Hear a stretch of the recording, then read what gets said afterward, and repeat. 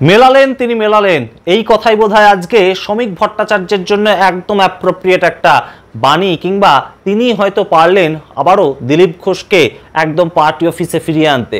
এই কাজটা অত্যন্ত গুরুত্বপূর্ণ ছিল ভারতীয় জনতা পার্টির সাধারণ কর্মী সমর্থকদের জন্য, এবং 2026-এর আগে দিলীপ ঘোষকে আবারও বিজেপি পার্টি অফিসে নিয়ে আসা, তার সঙ্গে বৈঠক করা, সেটা কিন্তু অত্যন্ত তাৎপর্যপূর্ণ এই মুহূর্তে, যখন বারংবার এই ধরনের একটা স্পেকুলেশন তৈরি হয়েছিল। এখন আমরা বলতেই পারি স্পেকুলেশন, তার কারণ এই মুহূর্তে দিলীপ ঘোষ যে বার্তা দিলেন বৈঠক থেকে বেরিয়ে এসে, শ্রমিক ভট্টাচার্য যে বার্তা দিলেন বৈঠক থেকে বেরিয়ে এসে, তাতে কিন্তু তারা সমস্ত ধরনের সমস্ত সম্ভাবনা জল্পনার কথা উড়িয়ে দিলেন ফুৎকারে, এবং বললেন দিলীপ ঘোষ বিজেপিতে ছিলেন, আছেন এবং থাকবেন।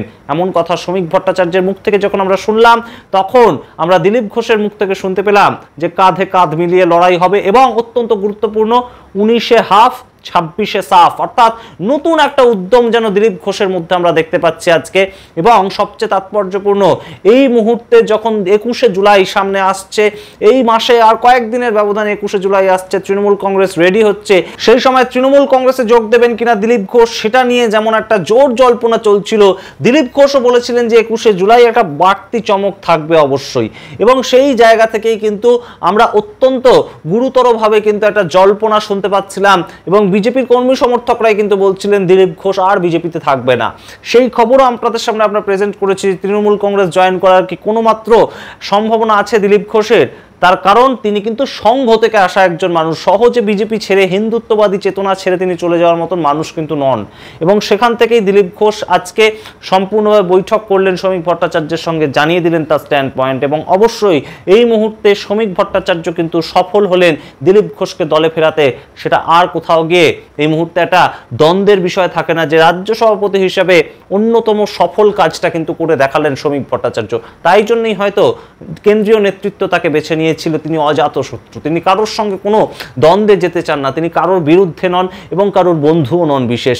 সেই জায়গা থেকে একটা ব্যালেন্স বজায় রাখার জন্য, আদি নব্যে সমস্ত দ্বন্দ্ব কাটানোর জন্য শ্রমিক ভট্টাচার্য কি বললেন, দিলীপ ঘোষ কি বললেন, সমস্তটাই বলবো। এবং এই মুহূর্তে দিলীপ ঘোষের পার্টিতে প্রত্যাবর্তনটা কতটা গুরুতর হয়ে উঠবে তৃণমূল কংগ্রেসের বিরুদ্ধে সেটাও বলবো। কিন্তু তার আগে অবশ্যই টক টু বাংলা ইউটিউব চ্যানেলটিকে সাবস্ক্রাইব করে নিন, এবং অবশ্যই টক টু বাংলার প্রত্যেকটি ভিডিও শেয়ার করুন আপনাদের বিভিন্ন বন্ধু বান্ধব মহলে।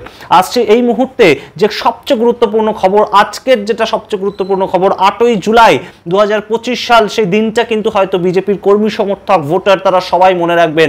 তার কারণ 21শে জুলাইয়ের দিকে যখন আমরা সবাই তাকিয়ে, যে 21শে জুলাইয়ের মঞ্চে একদম সিএসসির পেছনের গেট দিয়ে কি দিলীপ ঘোষকে আমরা ঢুকতে দেখব, সেই ধরনের একটা জল্পনা উস্কে উঠেছিল। মাঝখানে আরেকটা জল্পনা উস্কে উঠেছিল যে দিলীপ ঘোষ নাকি একটা আলাদা দল খুলছেন পশ্চিমবঙ্গ হিন্দু সেনা নিয়ে, এই নাম নিয়ে, এবং সেই খবর কিন্তু আমরা দিইনি, কিন্তু এই ধরনের একটা খবর রটেছিল। সামগ্রিকভাবে দিলীপ ঘোষের বিভিন্ন ধরনের একটা রাজনৈতিক গতিবিধি কি হবে সেটা নিয়ে বিভিন্ন জায়গায় বিভিন্ন ধরনের খবর হচ্ছিল। কিন্তু তার মাঝখানে দিলীপ ঘোষ তিনিও কিন্তু তাকেও বেশ খানিকটা জল্পনা জিয়ে রাখার একটা টেন্ডেন্সি কিন্তু আমরা দেখতে পাচ্ছি। সাংবাদিকদের মুখোমুখি হয়ে দিলীপ ঘোষ কিন্তু কখনোই বলছিলেন না যে তিনি টিএমসিতে যাবেন না, কিংবা দিলীপ ঘোষ বলছিলেন না যে তিনি আজীবন বিজেপি করে যাবেন, এমন কোনো কথা তিনি বলছিলেন না। তিনি বলছিলেন সম্ভাবনাময় শিল্পই কিন্তু রাজনীতি, এবং সেটা সবসময় সম্ভাবনা থাকবে। সুতরাং সেই জায়গা থেকে দিলীপ ঘোষের এই যে একদম আজকে রাজ্য সভাপতি হওয়ার পর প্রথমবার দিলীপ ঘোষ গেলেন, তার কারণ রাজ্য সভাপতি যেদিন একদম রাজ্য সভাপতিকে বরণ করে নেওয়া হয় 3 তারিখ, সেদিন দিলীপ ঘোষ ডাক পাননি, তিনি অভিযোগ জানিয়েছিলেন, এবং অভিযোগটা শুধুমাত্রই কিন্তু সংবাদ মাধ্যমের সামনে তিনি জানিয়েছিলেন, তাকে বলা হয়নি। কিন্তু প্রাক্তন 2 রাজ্য সভাপতি অর্থাৎ রাহুল সিনহা এবং অসীম ঘোষ কিন্তু স্টেজের সামনের সারিতেই ছিলেন যখন শ্রমিক ভট্টাচার্যকে একদম বরণ করে নেওয়া হচ্ছে, এবং অবশ্যই ছিলেন ডক্টর সুকান্ত মজুমদার, জাস্ট যিনি প্রাক্তন হলেন রাজ্য সভাপতি হিসেবে। কিন্তু দিলীপ ঘোষকে দেখা গেল না, যে দিলীপ ঘোষের হাত ধরে একদম বিজেপির উত্থান হয়েছিল পশ্চিমবঙ্গে 2016 সাল থেকে 2019 সালের মধ্যে, এত মোবিলাইজ করেছিলেন তিনি মমতা বিরোধী ভোটটাকে, যে বাম কংগ্রেস একদম তলানিতে চলে গেল। 2019 সালে একটাও সিট পেল না বাম কংগ্রেস, সেখান থেকে একটা বাইনারি তৈরি হলো যে হয় মমতাপন্থী ভোট নয় মমতা বিরোধী ভোট, এবং সেটা কিন্তু বিজেপি পাবে। এবং সেই জায়গা থেকেই কিন্তু একদম দিলীপ ঘোষ যে সফলতাটা অর্জন করেছিলেন, তারপর তাকে নিয়ে কিন্তু বিভিন্ন জায়গায় বিভিন্ন পলিটিক্স হয়েছে। আমরা বিভিন্ন সময় এমন মন্তব্য শুনেছি রাজনৈতিক প্রেক্ষাপটে। তার কারণ দিলীপ ঘোষকে প্রথম যে কাজটা করা হলো আমরা দেখলাম 2024 সালে লোকসভার টিকিট দেওয়ার ক্ষেত্রে দিলীপ ঘোষকে কিন্তু একদম সরাসরি মেদিনীপুর কেন্দ্র থেকে সরিয়ে দেওয়া হলো। হেরে গিয়েই দিলীপ ঘোষ বোমা বিস্ফোরণের মতন একটা মন্তব্য করলেন। তিনি বললেন আমাকে কাঠি করে আমার যে জেতা কেন্দ্র সেখান থেকে সরিয়ে দুর্গাপুরে পাঠিয়ে দেওয়া হয়েছে এবং সেই কাজটা দলেরই অন্দরে কেউ ইচ্ছে করে করেছে। তার পরবর্তীতে একাধিক প্রেক্ষিতে দিলীপ ঘোষ বারংবার মুখ খুলেছেন, বিভিন্ন সময় তিনি তার ক্ষোভ উগরে দিয়েছেন। কিন্তু তার পরবর্তীতে আমরা দেখলাম যে সবচেয়ে গুরুতর যেভাবে একদম দিলীপ ঘোষের বিরুদ্ধে ভারতীয় জনতা পার্টি পশ্চিমবঙ্গ চলে গেল সেটা কিন্তু সবচেয়ে তাৎপর্যপূর্ণ ছিল।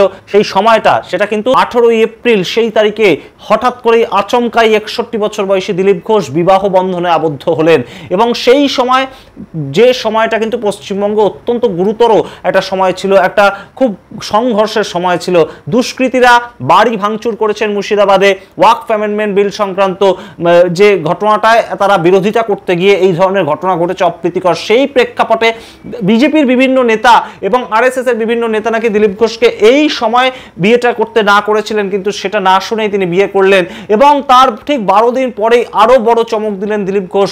একদম সরাসরি দীঘার জগন্নাথ মন্দির কালচারাল সেন্টার সেইখানে সরাসরি উদ্বোধনে চলে গেলেন অক্ষয় তৃতীয়ার দিন সস্ত্রীক এবং সেটা কিন্তু আরো বড় একটা ধাক্কা খেল দিলীপ ঘোষ। তারপর থেকে তিনি ক্রমেই একদম পার্টির সাইডলাইন হয়ে গিয়েছিলেন। পার্টির কেন্দ্রীয় নেতৃত্ব তাদের নির্দেশেই দিলীপ ঘোষকে সম্পূর্ণ রীতিমতন অচ্ছুত করে রাখা হয়েছিল এবং সেখান থেকেই দিলীপ ঘোষকে নিয়ে বিভিন্ন ধরনের জল্পনা উস্কে উঠেছিল। কিন্তু শ্রমিক ভট্টাচার্য তাকে কিন্তু সবসময় একদম মধ্যস্থতাকারী হিসেবে আমরা বিভিন্ন সময় দেখতে পেয়েছি এবং শ্রমিক ভট্টাচার্য অজাত শত্রু একজন মানুষ। তাকে হয়তো এই কারণগুলোর জন্যই, এই পদক্ষেপগুলো নেওয়ার জন্যই কেন্দ্রীয় বিজেপি এই মুহূর্তে রাজ্য সভাপতি করলো এবং সেটা কিন্তু তিনি দেখিয়ে দিলেন যে তিনি সফল। তিনি ফোন করেছিলেন গতকালকেই দিলীপ ঘোষকে এবং আজ মঙ্গলবার 8ই জুলাই বিকেল 4টের সময় যাওয়ার কথা ছিল দিলীপ ঘোষের একদম সল্টলেকের পার্টি অফিসে এবং যেটা সবচেয়ে গুরুত্বপূর্ণ দিলীপ ঘোষ পার্টি অফিসে যাবেন এবং সেই আবেগেই কিন্তু বহু দিলীপ ঘোষের ফ্যান তারা একাধিকভাবে কিন্তু বিভিন্ন রাস্তা দিয়ে তারা একদম সল্টলেকের যে পার্টি অফিসটা সেটার সামনে তাকে দেখতে এবং তার যে এই পার্টি অফিসে আবার প্রত্যাবর্তন সেটাকে দেখতে একদম সেই মুহূর্তটা সাক্ষী থাকতে তারা কিন্তু একদম জড়ো হয়েছিলেন এবং সেইখানে দিলীপ ঘোষ আমরা দেখলাম কিন্তু একদম সরাসরি শ্রমিক ভট্টাচার্যের সঙ্গে বৈঠক করলেন। রাজনীতিতে ধারণা তৈরি করা, এজেন্ডা চালানো এটা একটা বড় অস্ত্র পশ্চিমবাংলার রাজনীতিতেও চলছে।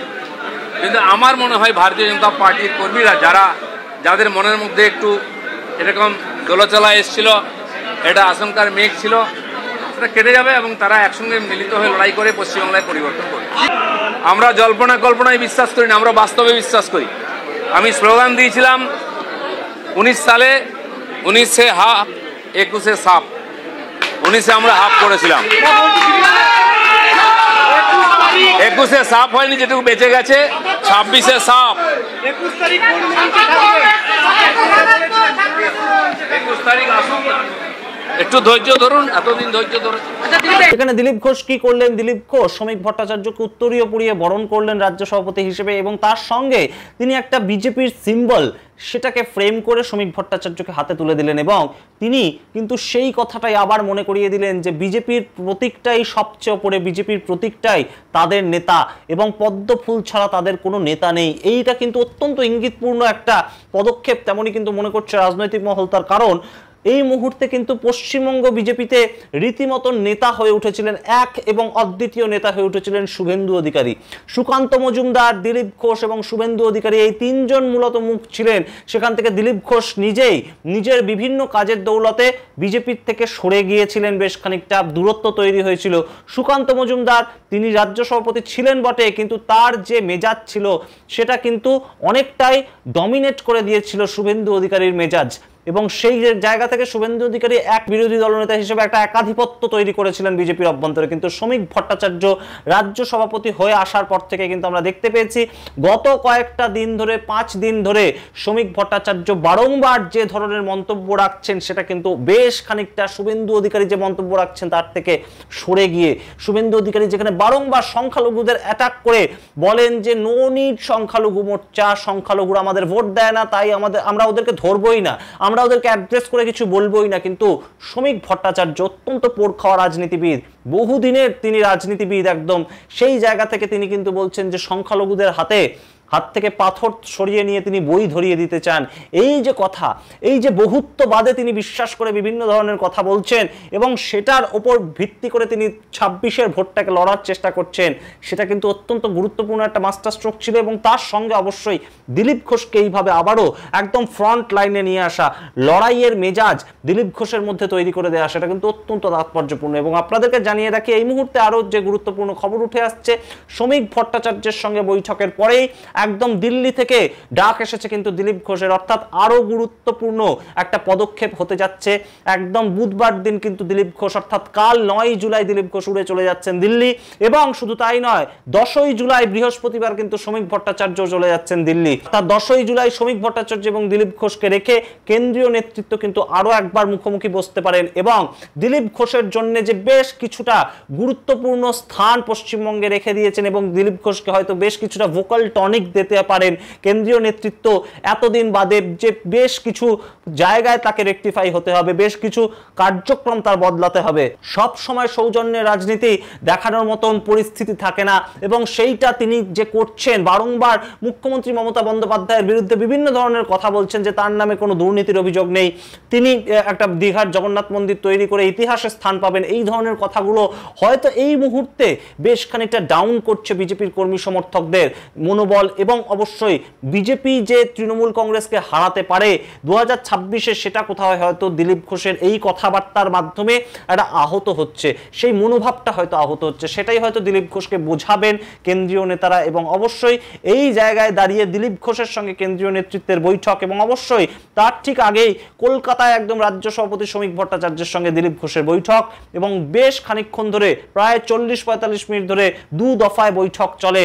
এবং সেখানেই কিন্তু পরিষ্কার হয়ে গেল যে দিলীপ ঘোষ বিজেপিতে থাকছেন। শুধু তাই নয়, দিলীপ ঘোষকে কিন্তু আরো আরেকবার একদম সামনের সারিতে রেখে তৃণমূল কংগ্রেসের বিরুদ্ধে বিজেপি মাঠে নামতে চাইছে। এবং শুধু তাই নয়, তার সঙ্গে আদি এবং নব্যের যে কোনো ধরনের কোনো দ্বন্দ্ব থাকবে না, সেটা যে শ্রমিক ভট্টাচার্য করতে চাইছেন এবং সেটা যে কোথাও গিয়ে এই মুহূর্তে কেন্দ্রীয় নেতারাও চাইছেন শ্রমিক ভট্টাচার্যকে দিয়ে করাচ্ছেন, তেমনও কিন্তু একটা ইঙ্গিত মিলেছে আজকের সামগ্রিক বৈঠকের পর। দিলীপ ঘোষ যে বক্তব্য রেখেছেন যে একদম সরাসরি, সামগ্রিকটা রাখলাম আপনাদের সামনে, আপনারা কি মনে করেন দিলীপ ঘোষের এই যে প্রত্যাবর্তন?